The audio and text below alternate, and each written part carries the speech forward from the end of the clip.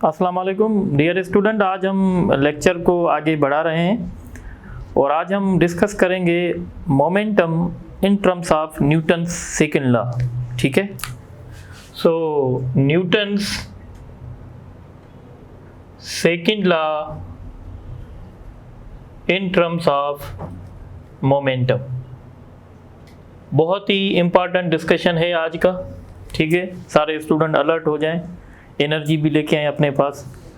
So Newton second law in terms of momentum, देखें आपने formula पढ़ा था कि न्यूटन सेकंड लॉ का मैथमेटिकल फॉर्म F = ma है, और ये जो एक्सेलरेशन है, इस एक्सेलरेशन को मैं delta v by delta t लिख सकता हूँ।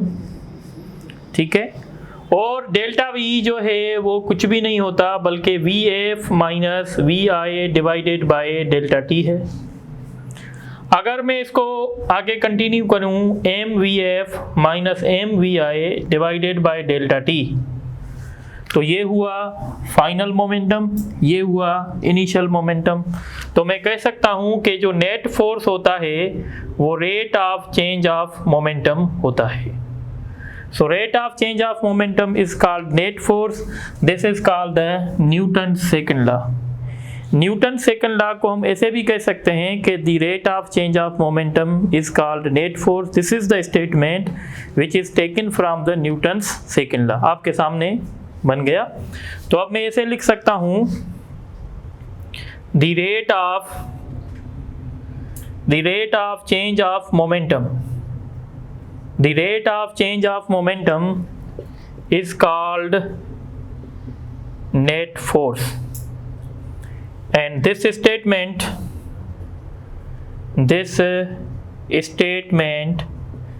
has been taken from Newton's second law.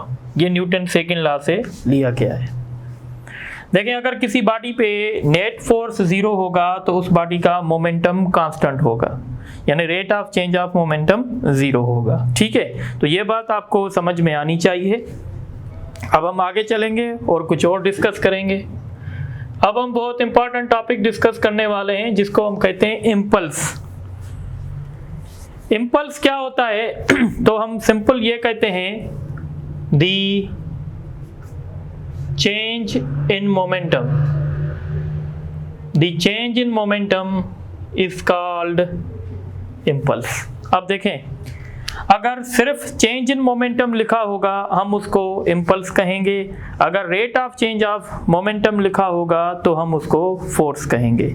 यानी इम्पल्स जो है, इसको अगर मैं J से शो करता हूँ तो ये डेल्टा P के बराबर होता है, या इस इम्पल्स को I से भी शो कर सकते हैं, जिस वजह से आप शो करें कोई इशू नहीं है। अच्छा, एक बात तो आप समझ गए कि impulse and momentum have same units and dimension. जैसा यूनिट इम्पल्स का होगा वैसा यूनिट मोमेंटम का होगा। और अब आप इम्पल्स को दूसरे तरीके से भी डिफाइन कर सकते हैं। हम ऐसे भी कह सकते हैं it is the product of force and time, यानी इम्पल्स जो होता है वो फोर्स और टाइम की प्रोडक्ट होता है। ठीक है, अब इम्पल्स का बेसिक कॉन्सेप्ट क्या है तो बात समझें। देखें, इम्पल्स का बेसिक कॉन्सेप्ट होता है कि हम जब किसी भी बॉडी पे फोर्स अप्लाई करते हैं, तो वो फोर्स जो है बॉडी का मोमेंटम कितना चेंज कर रहा है। कोई भी फोर्स बॉडी का मोमेंटम कितना चेंज करेगा वो दो फैक्टर पे डिपेंड करेगा। एक फैक्टर होगा कि आपने फोर्स कितना लगाया है, और दूसरा फैक्टर होगा कि आपने कितने टाइम तक फोर्स लगाया है। सपोज करें, अगर ये गाड़ी है, ये गाड़ी रेस्ट में है, सपोज करें ये बॉडी है रेस्ट में, इस पे मैंने फोर्स अप्लाई किया F, फोर्स मैंने अप्लाई किया 10 न्यूटन का, और मैंने 2 सेकंड के लिए अप्लाई किया, तो आप देखेंगे इसका मोमेंटम चेंज होगा, ये रेस्ट से मोशन में आ जाएगी और इसके पास मोमेंटम कम होगा। पर अगर मैं फोर्स अप्लाई कर दूं 90 न्यूटन 2 सेकंड के लिए तो आप देखेंगे इसका मोमेंटम ज़्यादा चेंज हो जाएगा। या हम इसको और भी सिंपल समझते हैं। अब देखें इम्पल्स का कॉन्सेप्ट जो है वो बेसिकली दो चीज़ों का कॉन्सेप्ट है। अब आप देखें अगर इम्पल्स हमारा सेम है तो इम्पल्स जब हमारा सेम होगा तो फिर अगर हम फोर्स को कम कर देंगे तो हमारा टाइम ऑफ कांटेक्ट बढ़ जाएगा, या अगर हम टाइम ऑफ कांटेक्ट को कम कर देंगे तो हमारा फोर्स इंक्रीज हो जाएगा। कैसे देखें, थोड़ा समझें। देखें हमारे पास ऐसे समझें कि हम किसी मोटर बाइक पे ड्राइव कर रहे हैं और सामने से हमारे ऊपर कोई फोर्स अप्लाई हो रहा है। सपोज करो हमारा किसी गाड़ी के साथ एक्सीडेंट हो रहा है। जब हमारा किसी गाड़ी के साथ एक्सीडेंट होगा और अगर हमें हेलमेट नहीं पहना हुआ है तो क्या होगा, फोर्स जो हम पे अप्लाई होगा वो थोड़े से टाइम पे अप्लाई होगा, तो वो फोर्स हमें ज़्यादा इंजरीज कर सकता है। पर अगर हमारे सर पे हेलमेट होगा तो वो जो फोर्स हम पे लगेगा वो सबसे पहले हेलमेट से स्ट्राइक करेगा और फिर हमसे स्ट्राइक करेगा, मतलब टाइम ऑफ कांटेक्ट बढ़ गया। जब टाइम ऑफ कांटेक्ट हम बढ़ाएंगे तो फोर्स हमारा ठंडा हो जाएगा, जब टाइम ऑफ कांटेक्ट कम होगा तो फोर्स हमारे लिए ज्यादा होगा। इस तरीके से आप देखें, विकेट कीपर का एग्जांपल ले लें। विकेट कीपर ग्लव्स पहनता है बाल को कैच करने के लिए। जब विकेट कीपर ग्लव्स पहनता है तो जो बाल आता है उसके पास मोमेंटम होता है और उसका मोमेंटम हम जीरो करना चाहते हैं, कैच करना चाहते हैं। तो जब हम ग्लव्स पहनेंगे तो जो बाल आएगा सबसे पहले ग्लव्स के साथ स्ट्राइक करेगा, फिर हमारे हाथ के साथ स्ट्राइक करेगा।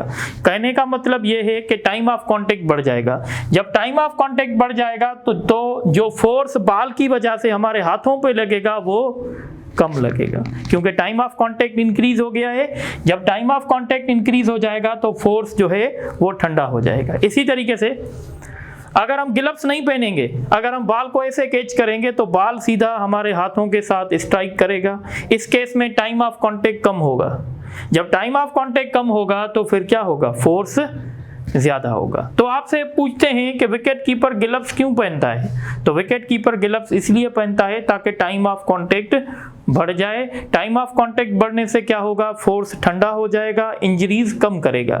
इस तरीके से जब हम मोटरसाइकिल पे ड्राइव करते हैं तो हम हेलमेट क्यों पहनते हैं, वो इसलिए पहनते हैं ताकि टाइम ऑफ कांटेक्ट बढ़ जाए। जब टाइम ऑफ कांटेक्ट बढ़ जाएगा तो फोर्स जो हम पे अप्लाई होगा वो बिल्कुल जो है वो ठंडा हो जाएगा और वो हमारे लिए कोई भी इंजरी नहीं कर सकता। ठीक है, तो हम ऐसे कह सकते हैं wicket keeper wears gloves. Wicket keeper wears gloves in order to increase the time of contact. Wicket keeper wears the gloves in order to increase the time of contact. इसी तरीके से while driving on motorbike, driver put helmet in order to increase the time of contact, ताकि time of contact बढ़ जाए। तो I hope कि आप मेरी बात समझ गए हैं कि हम इम्पल्स किसको कहते हैं। अब ये जो बातें हमने डिस्कस की हैं, अब इस पे कुछ एमसीक्यूज कर लेते हैं। तो देखें MCQs. Newton's second law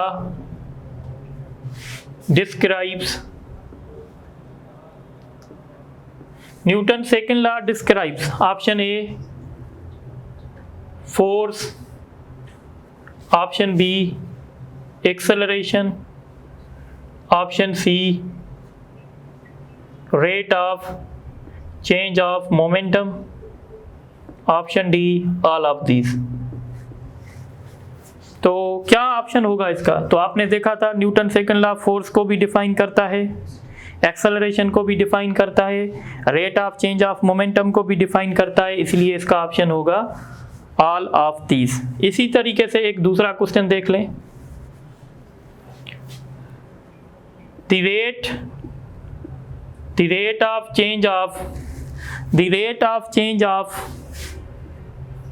free falling body, the rate of change of momentum of free falling body is equal to option A its mass, option B its kinetic energy, option C its weight, option D its acceleration। तो free falling body पे जो net force होता है उसको हम wait कहते हैं। Free falling body पे कौन सा फोर्स एक्ट करता है? वेट। और जो जिस बॉडी पे फोर्स एक्ट करेगा वो उसका क्या कहलाएगा? वो उसका कहलाएगा rate of change of momentum. इसीलिए हम फ्री फॉलिंग बॉडी में वेट को rate of change of momentum भी कह सकते हैं। तो इसका ऑप्शन सही क्या होगा? तो इसका ऑप्शन जो सही होगा इट्स वेट होगा। अब एक और क्वेश्चन देख लें। 100 न्यूटन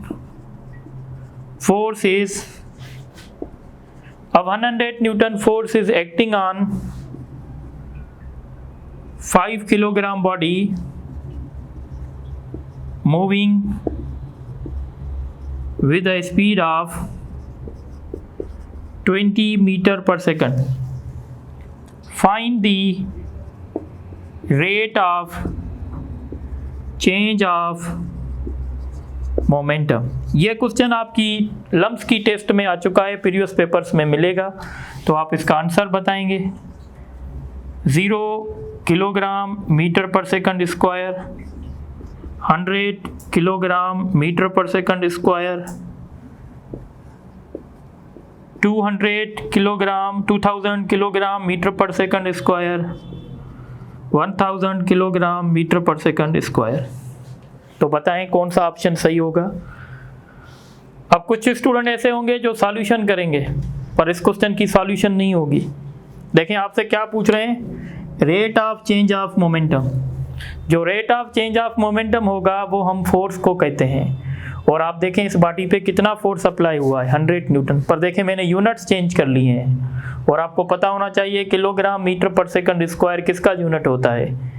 फोर्स का ही होता है। तो इसका ऑप्शन होगा बी यानी 100, नो नीड ऑफ कैलकुलेशन। आप नोट करें तो फिर आगे चलते हैं।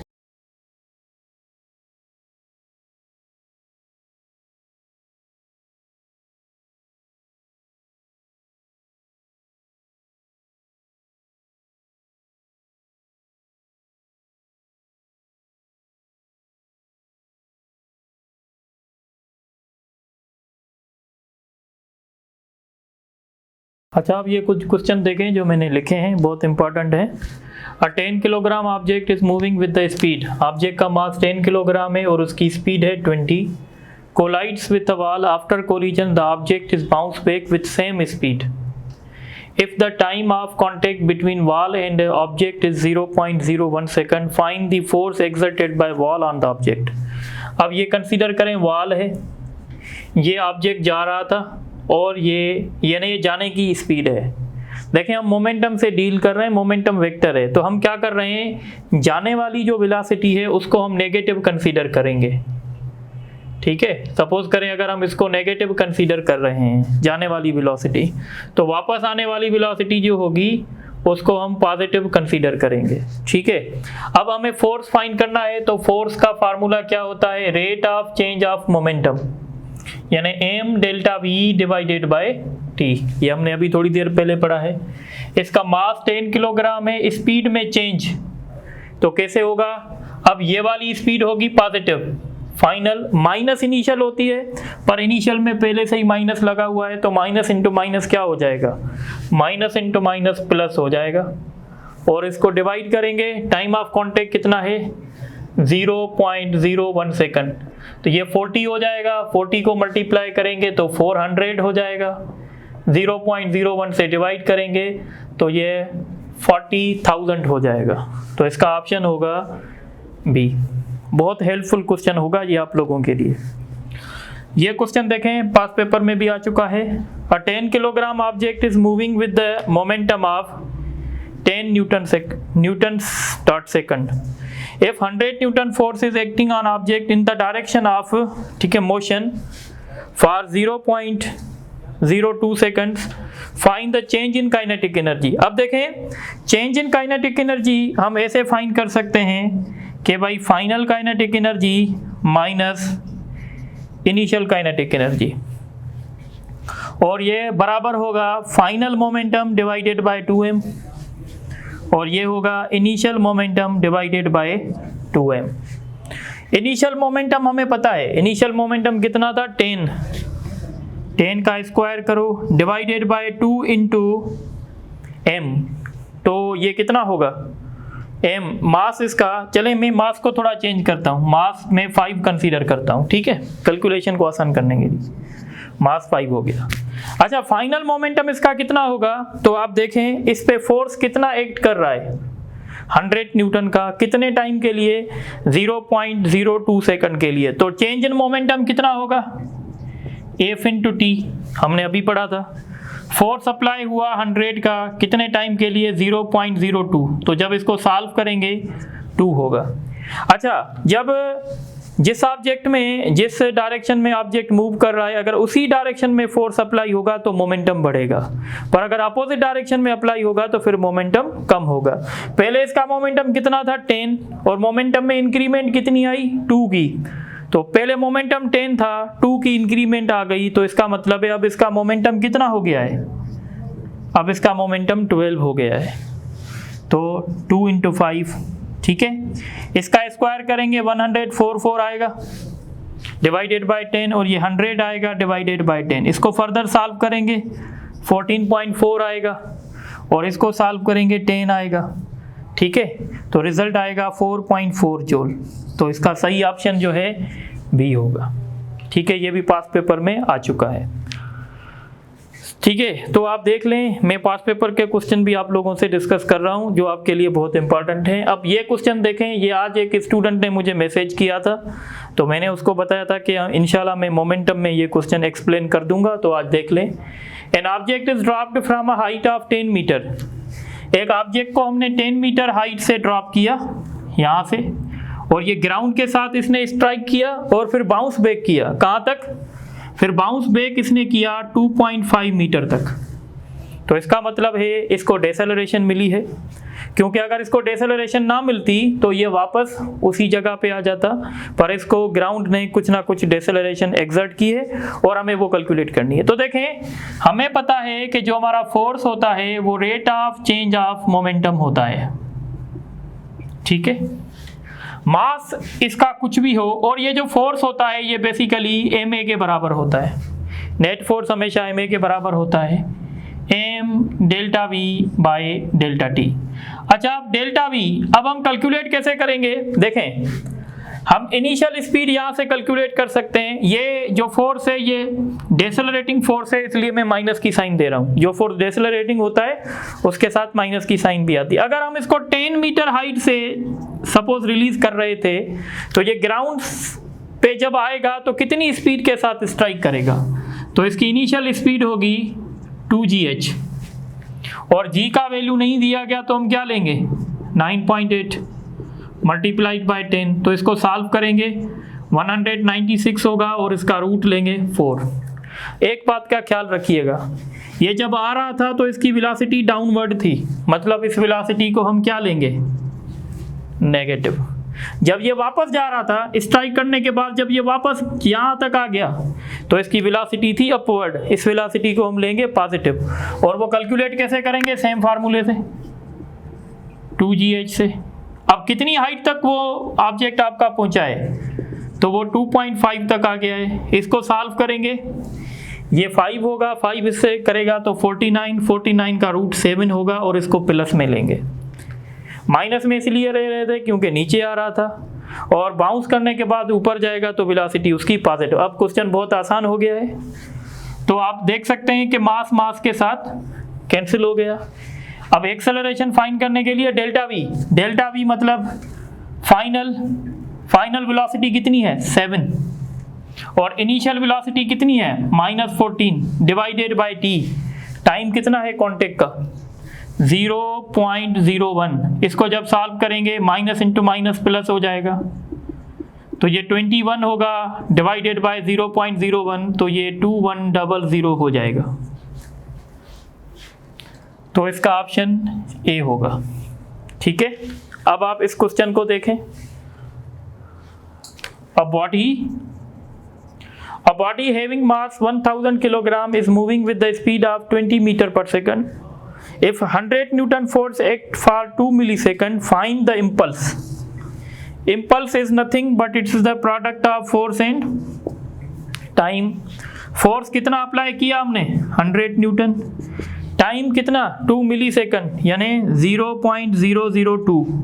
जब हम इसको मल्टीप्लाई करेंगे तो आई थिंक रिजल्ट 0.2 आएगा और इसका यूनिट न्यूटन डॉट सेकंड होगा। तो इसके लिए इसका ऑप्शन सी होगा। एक और क्वेश्चन देख लें, ये क्वेश्चन भी आप देखेंगे तो ज़्यादातर आता है। अब बाल, ये क्वेश्चन वही है जो हमने वहाँ पे आपको समझाया है, तो आप खुद भी कर सकते हैं। ये बाल है, ये एक बाल है, ये स्पीड, इसका मास m है, ये स्पीड v के साथ इसके साथ स्ट्राइक कर रहा है। जाने वाली वेलोसिटी हम नेगेटिव ले रहे हैं, ये बाउंस बैक करके वापस आ गया, तो ये वाली वेलोसिटी हम पॉजिटिव लेंगे। तो चेंज इन मोमेंटम कैसे मिलेगा, मास फाइनल वेलोसिटी माइनस इनिशियल। इसकी फाइनल वेलोसिटी v थी और इनिशियल वेलोसिटी इसकी माइनस v थी, तो माइनस माइनस जब मल्टीप्लाई करेगा तो प्लस यानी 2v हो जाएगा, यानी इसका फार्मूला होगा 2mv। ये चेंज इन मोमेंटम हमने फाइंड कर दिया, तो इसका ऑप्शन होगा सी ऑप्शन।